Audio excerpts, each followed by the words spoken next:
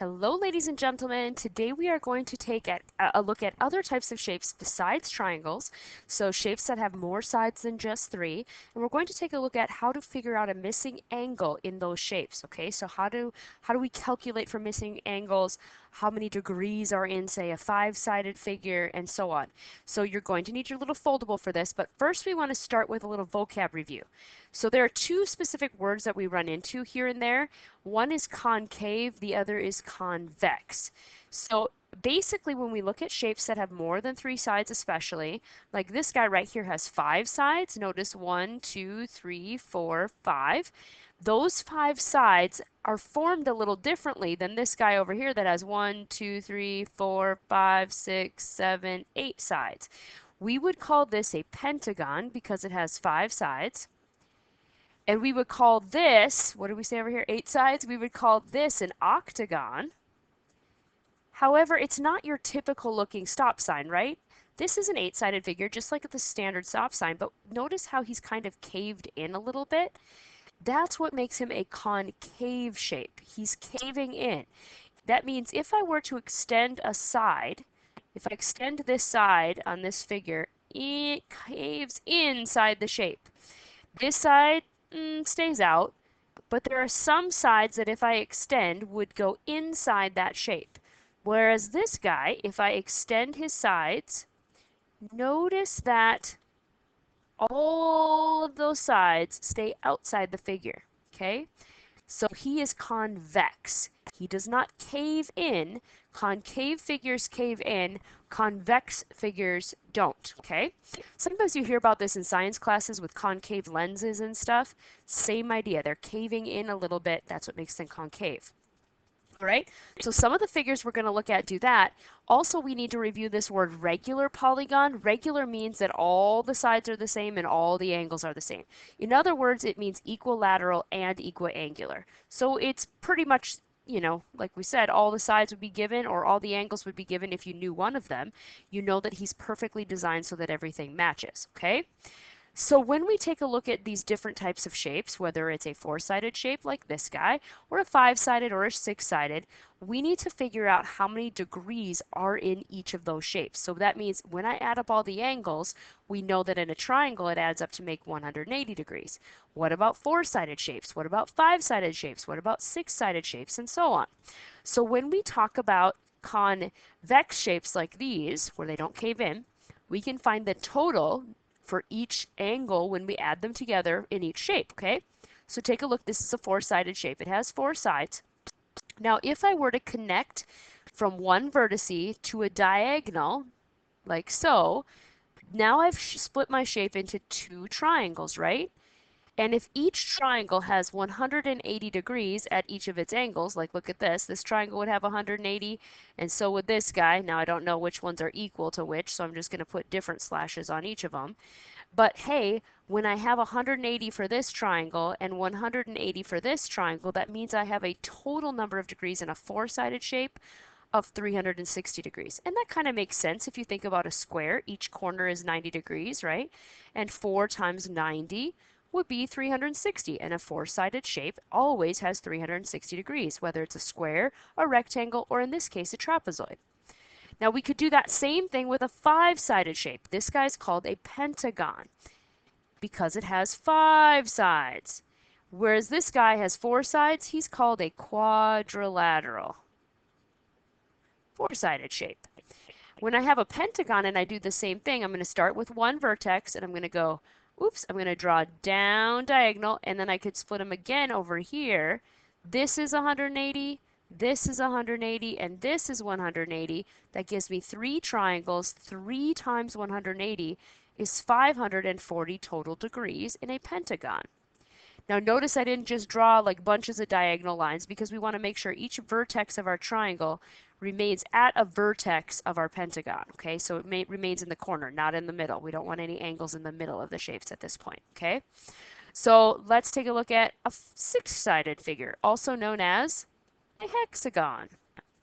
So a six-sided figure, if I were to do the same thing, how many triangles do you think I'm going to make here? That's right, 4 triangles. So when I take 4 times 180, I end up with 720 total degrees. You kind of get the idea, right? And as we go on, this is a 7-sided shape. He's called a heptagon. And then we have a 10-sided figure down here. No, just kidding. It's 8-sided. Yep, that's your standard stop sign.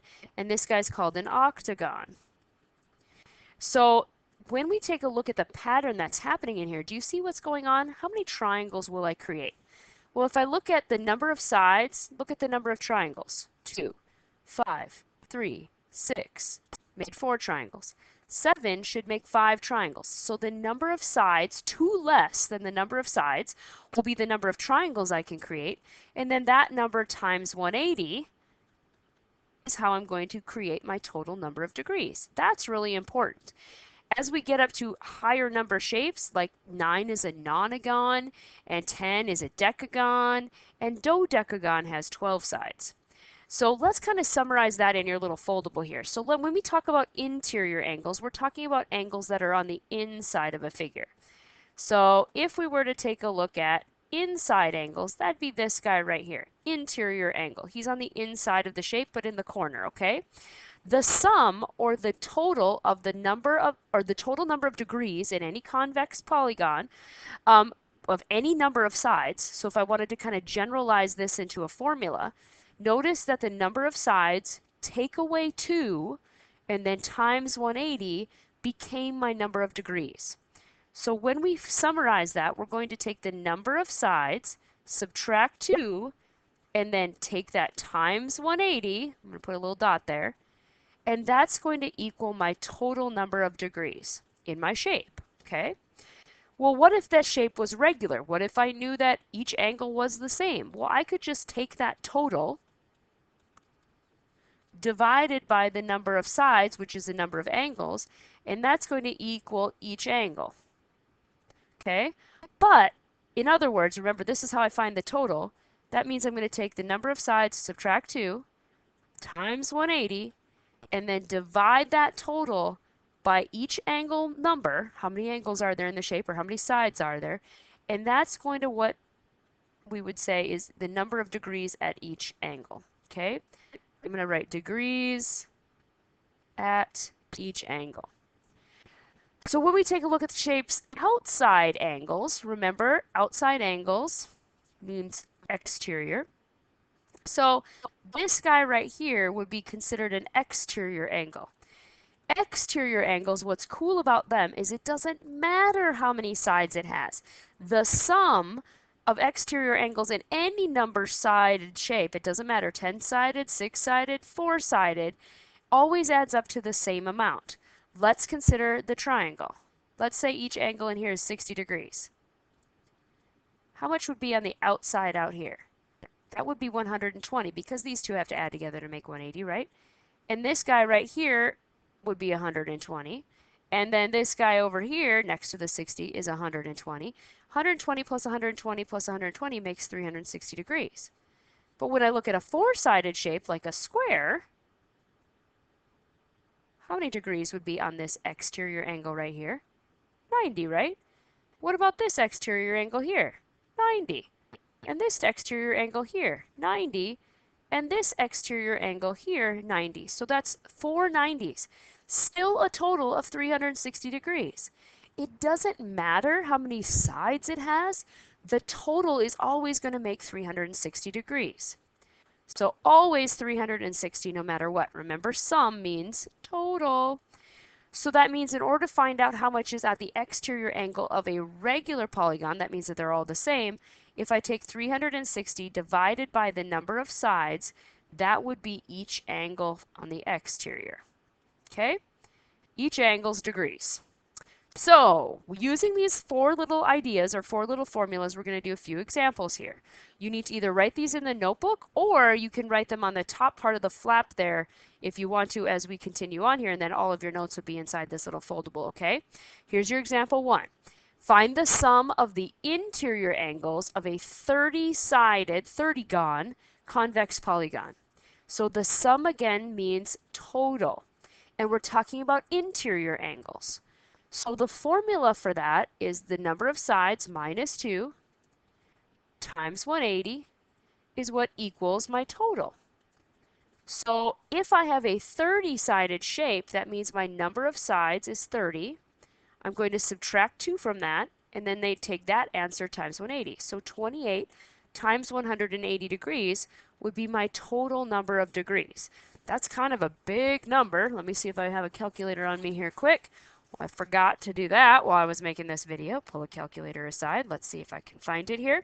You probably found the answer already, so feel free to fast forward past this little momentary moment when I have to get out my calculator here. Here, there you go. 28 times 180. And we have 5,040 degrees. Okay, that's a lot of total degrees in a shape, but that's because it has so many sides. So each of those angles would be pretty crazy to add up there, and it would make 5,040 degrees. So let's find the measure of an exterior angle. This means outside of a regular convex decagon. It says find the measure of an exterior angle, so that means one of them. First of all, a decagon has 10 sides. So if I was going to find a measure of the outside angle, I would use the idea that there are 360 total degrees always as a total for every shape in their outside angles or their exterior angles. And then I would just divide that by the number of angles that I would have on the outside. Well, remember, if there's 10 sides, that means there's 10 angles too. So if I take 360 and divide it by 10, I get 36 degrees at each exterior angle. Okay, so there's my final answer. Let's look at example 3. Again, feel free to pause in case you need time to write, and then we can do this example together.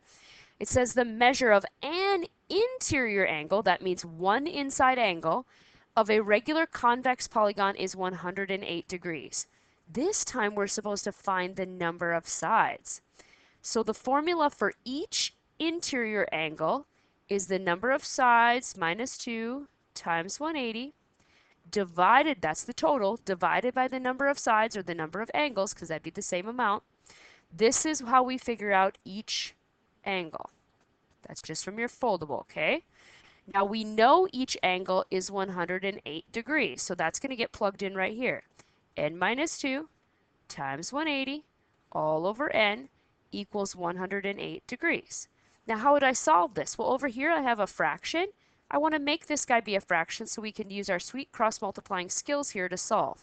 So I'd have 108n when I take n times 108, and then 1 times this stuff just stays that stuff, which is n minus 2 times 180.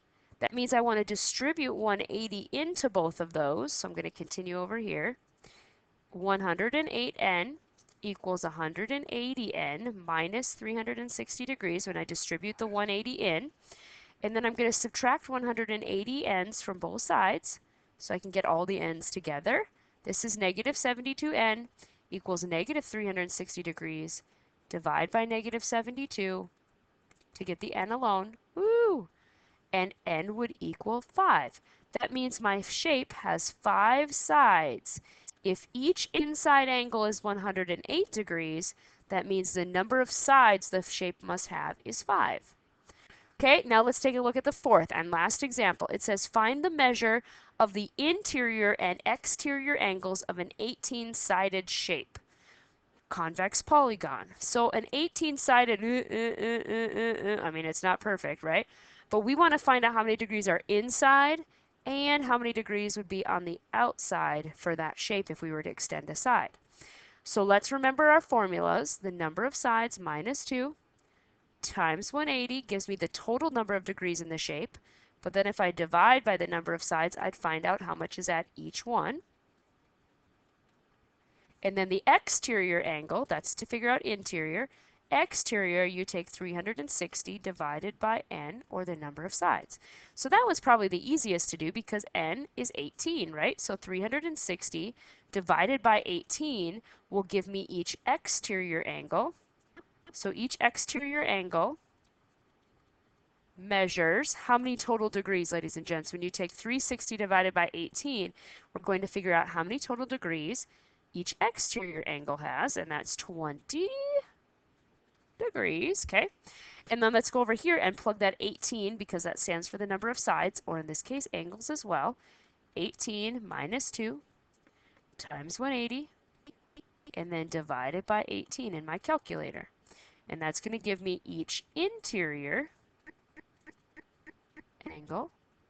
So when I calculate this, this is 16 times 180, and then you get that answer, and you divide it by 18 in your calculator, and you get 160 degrees for each interior. What do we notice about each interior angle and each exterior angle? What do they do together, ladies and gents? You're right, they add up to make 180. That should always happen because any shape we have, those two would be side by side. And if I know an inside one, I know the outside one will make 180 degrees with it. So, hey, we could have just figured out one of those and then just subtracted from 180 to find the other one. Okay, those are our 4 examples there. I hope you were listening with sound there because I just shared a little shortcut there on that last one that you wouldn't have to go through all that algebra work to figure out. But we're going to be working with angles inside shapes as we kind of move forward with figuring out areas next. So this is the beginning of how we can like break apart shapes to figure out the total area in a hexagon, let's say. Okay, so I want to thank you for taking good notes. Kincaid out.